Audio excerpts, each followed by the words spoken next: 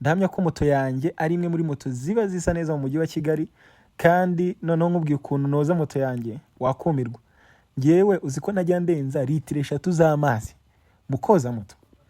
Ikindi moto yanjye ibihumura, guhumura byo guhumura atari kuvuga ngo isa neza gusa, ibisa neza, ishashagirana kandi nahumura. Abantu njya ntwara ngira ngo murabizi, mwambira abahamya.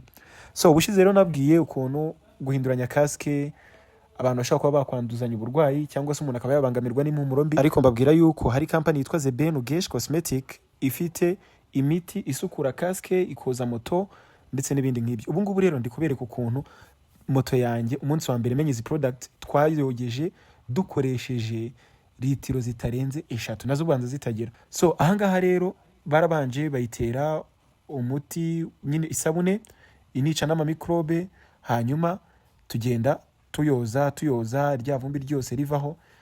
Iyo umaze kuyoza rero neza ikesheje ibingibi, uyu nguyu ni umuti utuma moto yawe cyangwa se kasike yawe ishashagirana bro. Baravuga ngo Simonize ngo ituma mutiyaga. Ahangaha moto iragenda ikayaga ikamera neza kabisa ahantu hose ukaba wayitayeho. No kuvuga ngo uyu muti nicyo ukora.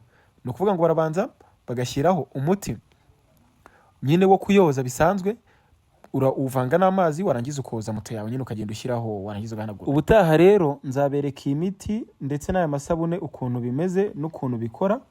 Ikindi ndashaka kuzaha abamotari nibura 5 izi products ku buntu, bakagenda bakazikoresha hanyuma bakazatubwira uko basanze zimeze. Ariko kuri nge reba bro, moto yarashashagiranaga, uzi kugira ngo moto nicya.